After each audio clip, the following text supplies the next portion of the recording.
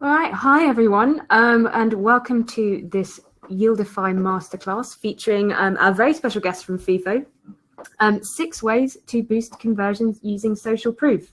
So my name's Hannah. I've got Robin here with me today, more about us in a minute, but we're going to be with you for the next 40 to 45 minutes or so to run through 6 amazing ways that you can use social proof to improve conversions on your website. And we will have time for questions at the very end of this as well. So now you're all logged in to the webinar, just want to flag a couple of housekeeping things to start with. You will see a question panel available to you. Please do submit your questions throughout the course of the webinar. We'll be taking a look at all of them and answering as many as we can at the very end. And also there is a chat place there as well. So if you have any difficulties with audio or any technical difficulties, please do flag them there and we will see what we can do. Anyway, so without further ado, let's get started with a little quiz. So hopefully you can see a panel to the right-hand side of your screen. And I'm going to ask you one simple question. So if you're running a hotel, which one of these signs would you use in order to get people to reuse their towels and not just dump them on the floor of the bathroom for the maid to pick up at the very end of the day? You've got 3 choices. You've got A, please reuse and save the environment, very worthy. You've got B, most guests in this room reuse, okay, makes a lot of sense. And you've got C, most hotel guests reuse towels. So I'm going to give you a couple of minutes to make your decision while we carry on talking a little more about Yieldify and FIFO. But please submit your answer on the poll and we'll come back to the results in a minute and see how smart you all are. All right, so the agenda for today, we're going to talk about who we are so you can learn a little bit more about who's talking to you for the next half an hour. Then we're going to talk about what is social proof. So define exactly what we're talking about before we get stuck in. And then we're going to talk about those 6 ways to use it. Very quick recap on those learnings, and then we'll get into your questions. So who are we? So there's 2 lovely faces there, and these are the 2 lovely faces in the room today. My name's Hannah. I'm the head of marketing at Yieldify, and I'm here with Robin, who can introduce himself rather than let me do it for him. Hello, yes, I'm Robin from FIFO, and I'm the head of partnerships there. Thank you very much, Robin. A little bit more about Yieldify, first of all. So we've been around for about 4 years. We are established in London, and I'm speaking to you today from a very rainy, grey day in London, which is nothing unusual. We've also got offices in New York and Sydney, and we've worked with about 1,000 websites worldwide. And what we do for them is we make it easy to deliver customer journeys that convert. And the way that we do that is with a combination of technology and services. So really understanding what's going on your website and helping you make really smart and simple interventions to make those journeys better and getting more conversions at the end of it. So overall, 50,000 campaigns, 10 billion interactions worth of data. That's just a little brag there for you. And FIFO. Hello, yeah. So we're FIFO. We're an invite-only feedback platform. We work with over 4,500 brands to help them understand what their customers think about them and gain feedback from their customers. We work mainly with retailers and travel and finance, and anyone who needs reviews, we help. We have been going for over 7 years. We have offices in Petersfield in Hampshire, London, Boston, Melbourne and Hong Kong. And to date, we've collected over 50 million reviews on behalf of our customers. Cool. Thank you very much, Robin. Okay, so let's go back to the question that we asked you a couple of minutes ago. So we asked you whether it was A, B, or C that would make the most impact. And so this is a test that has been done in real life. And the answer was B. Most guests in this room reuse was the sign that was the most compelling in actually getting people to take the action that you wanted them to take. Now, looking at the poll results, that was actually the least popular answer of the ones that everybody submitted. We actually had A coming out as the winner, which, I mean, that shows that you guys really care about the environment, and that's awesome. So full credit to you for that. But actually, in terms of social proof, it is probably the least compelling reason. So what social proof is all about is obviously getting people to take decisions and modulate behavior based on what other people are doing. And the more relevant that other behavior is, the more compelling that is. And that's why you've got B, even more than C, being the most compelling here, because it's not just most people in the hotel, it's most people who use that very room. So that in mind, we're going to dig into what is social proof. So just kind of like I was alluding to before, it's the idea that we look to what others are doing in order to help us in decision making.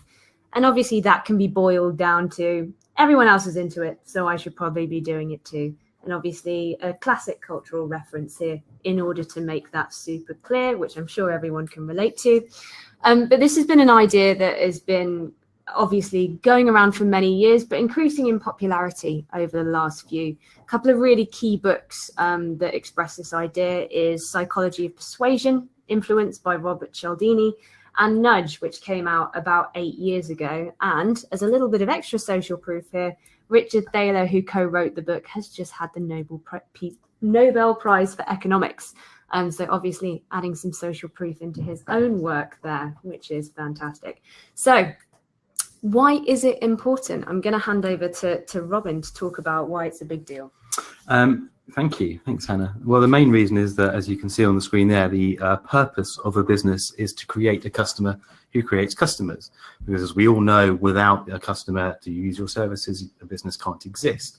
People are 4 times more likely to buy when they've been referred by a friend. And the lifetime value of a referral customer is 16% higher than those of someone who's come to the brand cold. This was done in a report that Nielsen published a few years ago.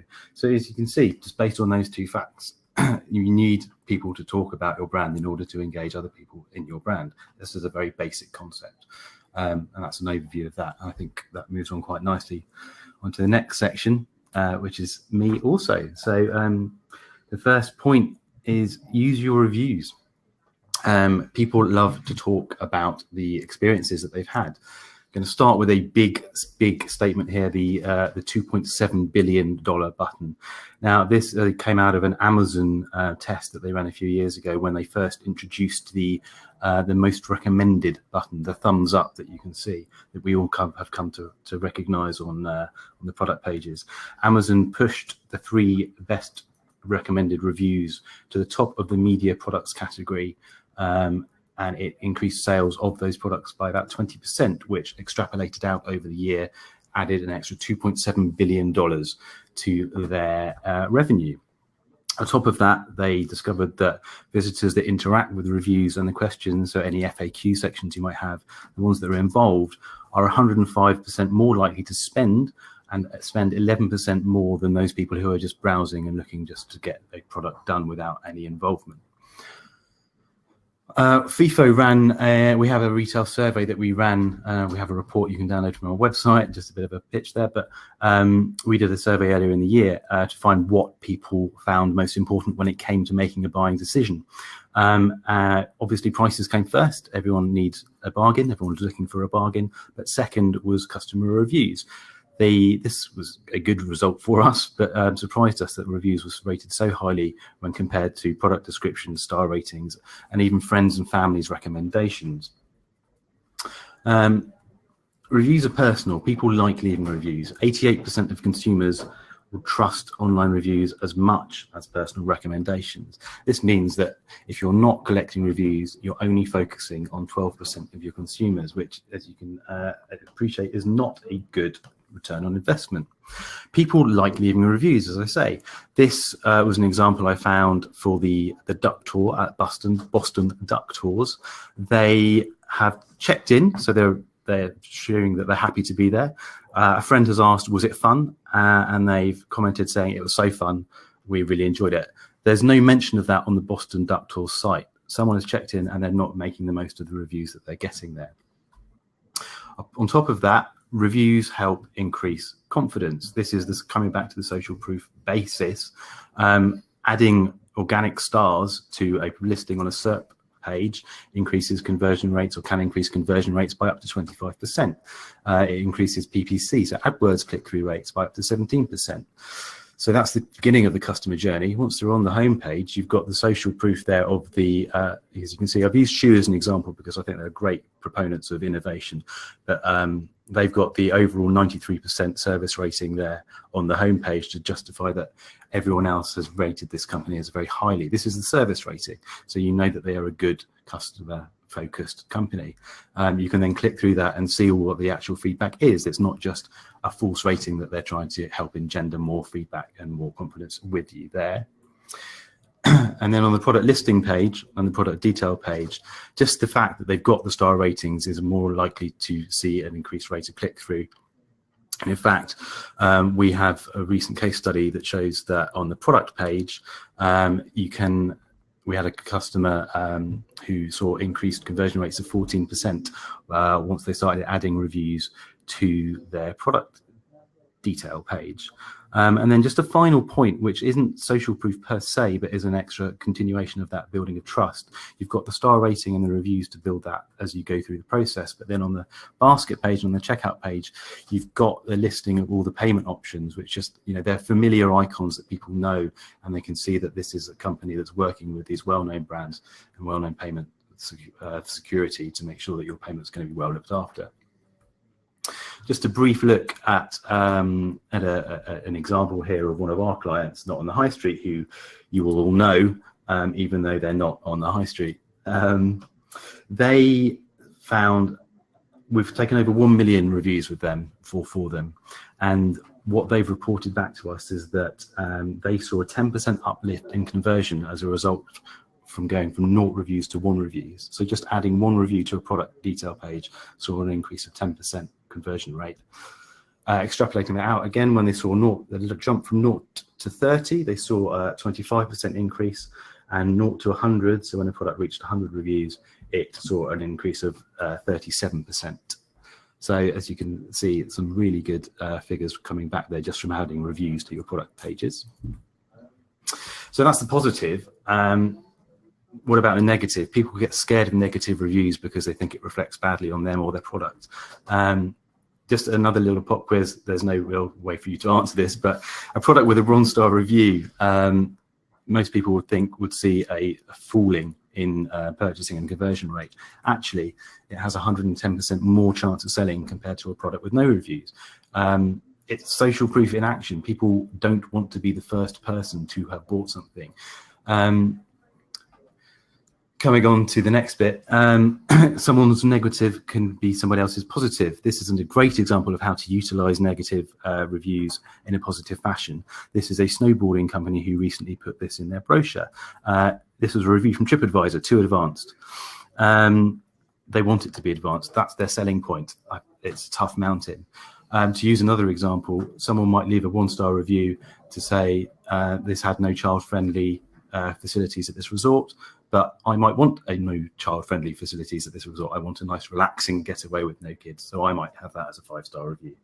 And then just very, very quickly, use and prove that you're using your feedback. This is another customer who got feedback, have acknowledged what they've received and said what they've done as a result of receiving that feedback. That encourages people to leave more feedback because they feel that they are actually being listened to. They also offer a reward system for the feedback of the month. So they want people to let them know what they're doing, because otherwise you can't grow as a business. It helps people and encourages them to leave feedback themselves. Finally, you can use reviews and all the feedback that you are getting to create to filters. Now, TripAdvisor have been doing this for a while. We've just launched this from a everyone perspective, so we're the only reviews company we know that are doing it in the retail sector, for example. We create intelligent filters based upon the most used phrases, and these can then filter into, from a new marketing perspective, filter into PPC campaigns, so you can focus on phrases that you didn't know your customers were going to look at in the first place. But the perfume shop saw a 9.4% increase on conversions for products that did have these filters and those reviews. It helps the customer filter down what they actually want to find, rather than having to scroll through all the reviews for everything that is irrelevant to them. All right, thank you very much, Robin. You've now got me for the next 4 points here.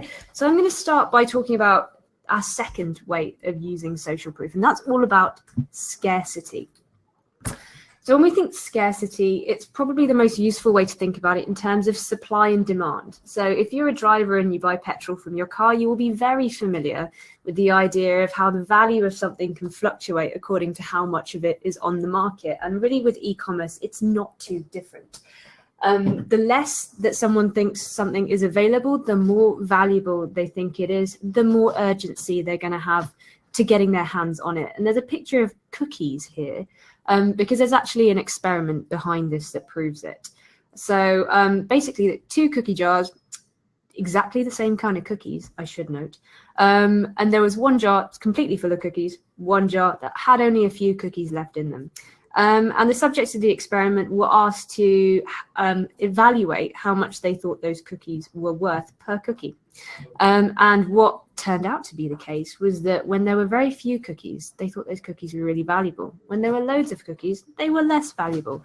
So it really does speak to the idea that if somebody thinks that something is potentially not going to be available to them in the very near future, they are going to want to get their hands on it. So there's 3 different things that we're going to talk about here: stock scarcity, price scarcity, and then also a little caveat about needing to be honest. So let's dive in.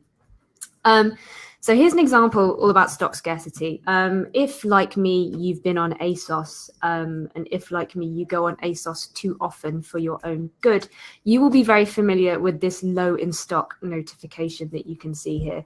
So that is very obvious. Talking about the fact that something is low in stock or there's only X number of items left is something that is going to encourage that sense of urgency in your shopper and get them to add to cart. Very, very simple. There's also another thing that we can add to that, and that is price scarcity. So there's basically something here on Trivago, which we see, and you might have plenty of stock left in your product, but you might only have it available at a certain price for a little while longer, or a certain amount of units available at a certain price for a little while longer. So there's a way that you can balance those 2 things out in terms of scarcity, either with stock or by price. But my caveat here is, of course, it would be a very easy thing to do is to suddenly say that absolutely every single item on your website is potentially selling out within the next 25 minutes. Everyone should get their hands on them absolutely right now, otherwise they're all going to go. But there is the potential to be caught red-handed. If somebody does keep returning to your website as a loyal customer, exactly the kind of customer that we love, and they keep seeing that kind of notification, you are going to damage the sort of trust that you have within the brand. So there are ways that you can temper this message ever so slightly. And here's an example. So to say that something is going quick is not making a false claim about exactly how much is left that you can be caught on, but it does introduce the idea that something is popular. And we're going to talk about that side more in a minute. So balance those 2 out. Just before I move on to the next one, which is all about popularity, just want to remind you guys that we are open to questions. So keep submitting them as we go. We might put it on a first come, first serve basis, so that's going to encourage you to do it now. So moving on to point number 3, we're going to show what's popular. So here's a little example of what I mean by that. And if anyone has tried to book a hotel or book a flight or anything like that recently, you've probably seen something like this, saying how many people have viewed a product or bought a product or added it to their basket in the last hour, the last day, the last 10 minutes, or even right now, is something that is increasingly common on e-commerce websites. So there's 3 elements in play when we're doing this. And it increases FOMO. For those of you that don't play in hashtags, that's fear of missing out. And I don't blame you if you don't. It also increases that sense of urgency, but it's also simple to implement as well. So just as an example of how that can work, we actually implemented this at Yieldify for kickers. Now, if you're of a certain age and went to high school in the UK, will almost certainly have worn these at some point. So this is a shoe brand owned by Pentland Brands, and we worked with them to show how many people have been viewing certain products on their site. End result, 18% conversion rate uplift, because what you're doing there is showing that popularity, increasing that fear of missing out, which is much like that stock scarcity and that price scarcity that we were talking about before, increasing that urgency in doing so. So what you've got there is actually something that's very simple to implement. You don't have to integrate with sort of anything in terms of your product SKUs or anything like that, because this can really be based on page views. That's the joy and the simplicity. So rather than having to do anything about your stock levels, you can just show how many people are viewing an item, and you create a very, very similar effect. Again, all about urgency. So simple, but also very effective. Okay, we're going to move on. Third-party endorsement. So social proof kind of taken to the extreme. And we're going to start this with an absolutely shameless plug. So there's 3 simple ways of expressing third-party endorsement that we're going to talk about today. First is about endorsement by authority. The second is influencer marketing, which if you read any marketing blogs, you'll probably be sick to death of hearing of. And the third is trust signals, which Robin has alluded to earlier before. But first of all, talking about authority, I've just put the little logo for the Times Tech Track 100 here, because that's something that has just endorsed Yieldify in the last couple of months.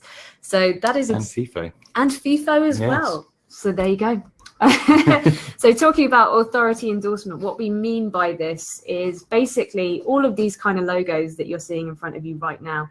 So any body that has basically got the respect and the expertise in order to award or bestow some kind of recognition onto you, that has huge value. So, you know, looking from the left-hand side, those authority signals we all know as consumers of Michelin stars, AA rosettes, to things on the left-hand side, which are media awards, which absolutely everyone loves to win. And obviously in certain verticals, in certain categories, will carry absolutely huge amounts of weight for certain products. But looking into the middle as well, you know, things like great place to work endorsements, all of those kind of things actually can mean an increasing amount to consumers who are judging your brand in different ways, interested in the ethics of what you're doing or interested in how you actually practice as a business. Those things shouldn't necessarily be forgotten when you're talking about that social proof. It's as much about your brand as it is about your product. So all of those things make a difference. Authority is really compelling because it's very official. We're going to move on next to the slightly less official stuff, which is influencer marketing. So if you don't recognize the person on the left-hand side here, that's okay. And I respect you for that. It's probably better that you don't know. So this is Kylie Jenner, and I think the youngest of the Kardashian clan, but I'm not entirely sure. I've got shrugs all around me here, so that's fine. But basically what Pretty Little Thing did when they launched was to team up with her as a key influencer. So obviously you've got the product on the right and she's wearing it on the left. With a fantastic alignment between their target audience and the influencer that they were looking for, this obviously made a huge difference to their brand and their reach with the audience they were looking to market to. It's a real twist on what I suppose is previously seen as a traditional celebrity endorsement. It's much more about integrating something into somebody's social media and then more organic looking use of the product. So influencer marketing is obviously taking off on a big scale, not just within the more sort of Gen Z and millennial focused brands. There is potential for it in many other kinds of verticals as well. And definitely something that we would encourage everyone to be mindful of and look into, even if it's slightly less proven perhaps than some of the other social proof elements we're looking at today. And just finally here, on our third-party endorsements, just some more trust signals. So Robin referred to these before, but as well as those authority signs, you've also got those extra elements, and this is one that we see here from Trivago, of just saying that things are tried and tested, and just that things are certified. Things have got blue ticks next to them, kite marks, all of the rest. It's that extra element of proof that somebody's looking for, particularly as they get further down the funnel when it comes to e-commerce, particularly when payment is starting to come into the frame, when trust becomes really important, that third-party endorsement makes all the difference. All right, so moving on to point number 5, product recommendations. So this is really all about how social proof and the use of social proof can enhance something rather than having it stand on its own. So product recommendations are something that many of you will be using right now, and obviously all of us see in our own shopping and what we do online. We see the also bought kind of recommendation and the also viewed kind of stuff. So I just want to show a bit of contrast when it comes to this point. Looking at Waterstone's website, I was browsing around and looking at, I think, some kind of thriller thing. It may have been a Jack Reacher thing. I'm not sure. I didn't buy it. But these were the recommendations that came up underneath it. And you'll see the way that it's framed. It says, you may also be interested in, which is fine. And that's great. But this is obviously what the brand is recommending I should buy. As a savvy consumer, I can be perhaps a little bit skeptical about whether or not this is based on exactly what's right for me or exactly what the brand wants to, or the retailer wants to push right now. This is where social proof makes the difference. And obviously, I'm going to refer to Amazon at this point. So their difference is showing their recommendations framed as customers who bought this also bought X, or customers who viewed this also viewed X. So it almost reaches back to the very, very beginning of this webinar when we were talking about those signs for different towel usage ideas. The more relevant something is, the more compelling it is. So the more closely related that social proof is to who I feel I am as a person, the more compelling that I find it. So if I'm just being told that I might be interested in something, that's okay. But if I'm being told that people who are very similar to me, people who are into the same stuff that I'm into, are also into this, that is far, far more compelling than a recommendation that comes from a third party. So that's really just about how product recommendations can be enhanced by that element of social proof. And now we're going to move on to user-generated content. So back to you, Robin. Thank you very much. Yeah, so the final point, point 6, UGC. Obviously, we all know it's very important. We have found that UGC videos that we can collect are shared 1,200 more times than just text alone. So looking at photos and videos is a massively important part of any UGC generation strategy. Pictures and videos are also 52 times more likely to appear on the first page of Google searches. Another reviews platform have got some statistics here, which are very nice. We've seen something very similar. But essentially, products and reviews that were shared to social platforms such as LinkedIn, Facebook, and Twitter saw quite a large increase on conversion rate, quite a massive one there at 6.46% to Twitter. What's interesting is that when you start looking at demographics, there is a difference between an older generation and a younger generation. Looking at a millennial, sort of a 16 to 24-year-old, they, according to our survey that we did earlier in the year, 35% of 16 to 24-year-olds are more likely to feel confident if there's a review that has a picture or video associated with it, compared to 11% of over 55-year-olds. So you need to think about the demographic that you're trying to appeal to and whether or not that actually will work for them. Of course, another example of UGC, and this is maybe the more traditional understanding of it, is the brands trying to create engagement amongst their user base. You know, as brands evolve and as the use of technology evolves, we're feeling more and more disparate from the brands themselves. So what they're trying to do, and what you should try and do, is create engagement with the customer base. Two very good examples here are the Coke and the National Geographic entries. So Coke was very, very simple. Adding a name onto a product. Name is probably the most personal thing you can have. It's very much you identify with it. Everyone loved sharing those. So as well as creating a better engagement with their customers, they felt they created engagement and got a lot closer to them. And National Geographic, you might remember this, did a nice hashtag competition. And this is a good way of encouraging people to take photos. People love taking photos. Millennials spend an average of 5 hours a day with UGC, and find it 35% more memorable than any other type of media. Let's put their photo taking to good use. National Geographic's Wanderlust contest was a fantastic example of that. But people like showing off. You know, when they get a good product, when they're happy with it, giving them the opportunity to visualize it and show off makes a great amount of sense. And then finally, the more direct correlation between UGC and e-commerce. Instagram have bridged the gap and created shoppable e-commerce. Kate Spade were one of the first companies that did this, and they saw a 1,416% increase in traffic based off making it shoppable. There are 800 million monthly users on Instagram and only 5 million business profiles, but 60% of people discover new products on Instagram.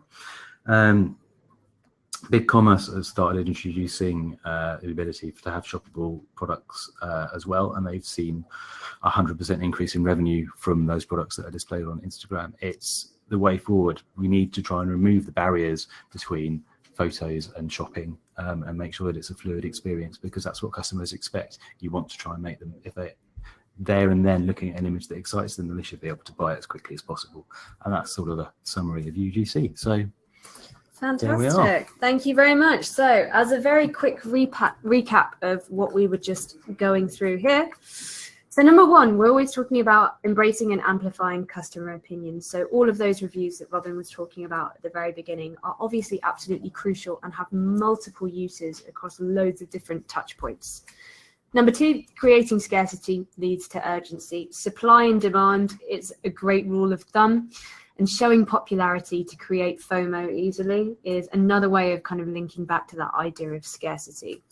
Number four, incorporating varying kinds of endorsements. So whether you're looking at authorities and all of those very official trust seals, to the more informal but potentially more organic feeling influencer marketing, you're going to want to look to have lots of different kinds of social proof in this vein throughout your funnel, and depending on who you're talking to. So using social proof to make your product recommendations more compelling. If you're doing product recommendations right now, think about how you could enhance that by showing that it's actually real life people that your recommendations are related to. And finally, show off your customers' content, as we were just talking about with user-generated content. So now, time for questions. So I think we've had quite a fair few through already. So I'm just going to read out what we've got. So I'm just going to start with one here from Stephen, and I think this is going to be for you, Robin. Ooh. Yeah. So Stephen's question is, would it be fair to say that the majority of customers who leave a review tend to leave reviews at the very bottom or top end of the scale, i.e. very satisfied or dissatisfied? Thanks for the question, Stephen. Yes, I think it would be, because people are more likely to leave a review. You know, it's the old adage of, if you had a good experience, you're likely to tell 2 people. If you've had a bad experience, you're likely to tell 9 people. You know, with social media and the ability for us all to drop an opinion whenever we want to, we're more likely to do that. What we found is, because we ask at FIFA, we ask everybody, everyone's a genuine customer that's had an experience. So we do tend to capture the middle ground as well, those people who have had an experience. You know, everything went okay. They ordered it online, it was an okay process, the product got delivered and it was fine. We get that feedback as well. So there is a mid ground. But yes, by and large, the majority of the feedback that people leave is positive or negative. What is interesting is looking at something like Net Promoter Score, where you can find out what people think from an extreme perspective and then see how you can flip that around. It is possible, statistically speaking, more likely to be able to turn around someone who's a detractor of the brand into an advocate of it, because they feel strongly enough to do that. So that leads very nicely into another question that's just come through. One from Irina, who says, how do you manage social negative comments? And she said about a fashion campaign, in her case specifically. A campaign of hers has raised issues around a photo shoot in particular. So how do we manage negative reviews, and how do we potentially turn those negative reviews into something positive?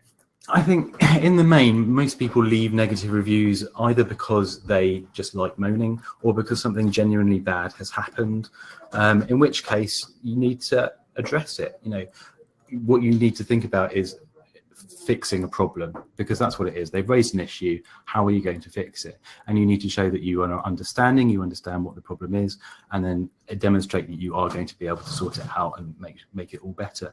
And doing that in the public eye obviously puts you under a lot of scrutiny, but you've got to remember that people are going to be coming and seeing that in the future as well. So it's publicly addressing it and then providing a solution and then showing that it's in the public eye, so that then you or me coming on a few days later to have a look at the reviews, because we all look at the 1-star reviews, the 2-star reviews, we love a negative. 88% of people will check to see that there are negative feedback in order to validate the veracity of the positive reviews. But yeah, so me coming on a few days later, I can see that you have you have answered the problem and that you do care about your customers. And it might, as I said earlier, it might not be something that is a problem to me. In terms of social, it does get a bit grayer. It's not as obvious, but as I say, as long as you've responded properly and answered their query and tried to make efforts to solve the problem, then I think you've done all you can. Because someone else coming on later will see that you care. Yeah, I mean, that makes a huge amount of sense. I'm going to move on to another question now to make sure we get through as many as we can in the right amount of time. Question from Daniela is, what's the easiest way to get started with social proof? And that's a very good question. I mean, in my opinion, just sort of thinking about the stuff that we've gone through today, there's a couple of things that stand out to me as perhaps the best ways to get into social proof. And for me, those would be, I think, reviews. Absolutely. There's a lot of FIFO, of course, one of those companies that makes that thing kind of very easy to do and very easy to integrate into a lot of your other marketing practices. Another thing that I would say is a great entry level element of social proof is talking about popularity. So like we were talking about before, this is an element where you don't have to worry about stock levels and things like that, but you can indicate social proof very dynamically and literally live without lots of heavy integration and without a lot of complexity. But that can also be very compelling because it is updating minute by minute, second by second. And lastly, as I think 3 of the 6, I think user-generated content, because obviously, you know, I think a brand that is active on social and really integrating all of their different marketing channels, there is content out there to be found. It is just a case of finding your way to leverage it. It is out there and your customers are creating it already, so it's there for the taking. Robin, would you add anything to that?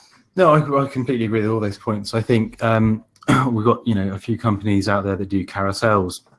So hashtag campaign, coming back to hashtag campaigns, I think they're an incredibly intelligent and simple way of getting customer feedback, because, as I say, people tend, particularly in fashion, people love taking photos of their products. They're very proud of buying something and like showing off. So encouraging them to do that, and maybe even offering a reward for the best photo of the week. Or, you know, I used to work for, so a little bit of another plug here, I used to work for the Jean Group, and they were very good at innovating, and they launched, you know, what we're wearing this week. And it just encouraged people to take photos of their shoes and their footwear. You know, ASOS have done it very well.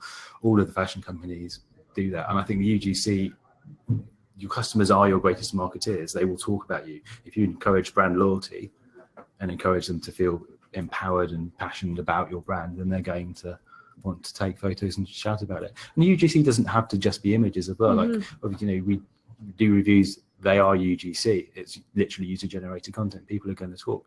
Using that example from Facebook earlier with the Boston Duck Tours, people check in. That's a review in itself. People leave a review, say, you know, I'm here with so and so. Why don't you utilize that to take it a step further and reward them and thank them? Encourage people to check in, perhaps on Facebook, give them the sort of 10% off voucher or something. Absolutely. And actually, we've got another question that kind of leads on from that reviews element again. So a question from Emily. Hi, Emily. Hi, Emily. Sorry, I don't know why we just started doing that, but it's kind of starting to feel like a radio phone-in, and I'm loving it. So her question is, in your experience, would you say customer reviews or press pieces, for example, a review by Vogue, work better? And I think that's really interesting. I think my gut reaction would be to say that both of them are very important. I think they serve actually quite different functions potentially at the end of the day. You've got your customer reviews, which are so important when it comes to somebody starting to make a considered purchase. They're going to want to, once they've got an interest, they've started to get a sense of whether this is something for them, but they're going to want to look to those reviews to really understand the credibility of what you're talking about. So that's potentially quite far down the funnel. Obviously, there are purposes and applications of reviews much higher. But, you know, looking at press and PR, and, you know, I'm a former PR myself for my sins. There is a level of, when you get that third-party endorsement, you are getting obviously huge amounts of awareness that comes with that. And it's really an awareness driving piece as much as that social proof piece in the same way. So I think the actual applications, while they're both social proof, they actually also serve dual purposes, which can be very different, but equally valid.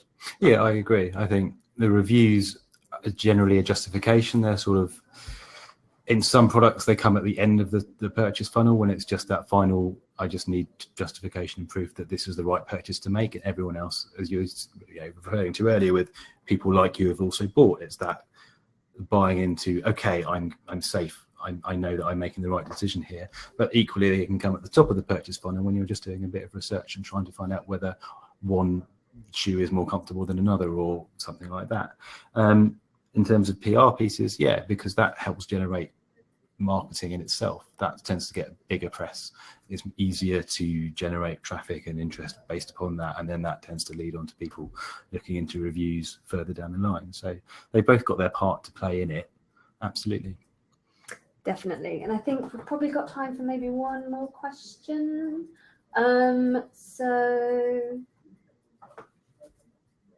Okay, so I think as a final question, probably a good one to end on, how do you measure the impact of using social proof?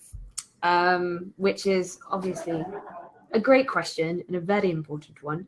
And I think there's multiple ways that you can do it, and it depends on the execution of social proof that you're actually dealing with. With something like influencer marketing, that's going to be challenging at the end of the day. And I think that's what drives a lot of the questions around the validity of influencer marketing, is because it is hard to measure. And it's all about setting that goal in the first place, which again, for influencer marketing is kind of hard. Are you trying to drive purchases with this, or is this a brand awareness game? I don't think, I think the jury's still out on that. With some of the simpler executions, so certainly in our case, if we're talking about popularity and showing that popularity on your site, there are very simple things you can do in terms of split testing. So running incrementality tests, some with social proof, some without, to understand what's driving your conversion and what isn't. That is a very straightforward way of being able to do that. But I think it does come back to what execution are you actually doing in the first place. I think that's a very good point, and it goes for anything you're doing on site at any point. What is the goal? What's the reason for it? There's all very well launching social proof or doing an abandoned basket campaign, but what do you want to get out of it? You mentioned split testing, and I think that's incredibly important. Not enough people do it. Everyone talks about it, but there's no better way of finding out what is going to be the best performing solution for you, because everyone's site and everyone's customer base are different. We have had customers in the past who have left the product reviews where they are by default, the star rating next to the product name, but then they've experimented, done some split testing and moved it around the page and actually had better results by placing it next to the add to basket button, for example. And that type of thing, in conjunction with the campaigns that you might run on Yieldify would be the best solution. Just experiment. It's fun. Mm-hmm. You will have targets to hit, but they're not going to be at risk just by running split tests. I think it's the best way of doing it. Absolutely. I think every website is different, and you'll never know exactly what is right for you until you start running some tests yourself. And that leads to us running out of time for questions, I'm afraid. Thank you so much to everyone who submitted them. And that takes us to the end of today's session. So thank you very much to everyone for joining. I hope you found it useful. You will all be receiving a recording of today's session straight afterwards. We would love to hear your feedback, or if you had any further questions. So please do drop us an email, either to myself or to Robin, if there's anything else we can do for you. And just as a reminder, we do actually have another webinar coming up next week, next Friday, which is suitably Halloween themed. It is called CRO is Dead. Mapping the future with customer journey optimization. So it will be morbid and spooky. So I hope as many as possible of you can join us for that. But once again, thanks very much for joining us. Thanks from me and bye from me. And thanks from me and bye from me too. All right. Thank you.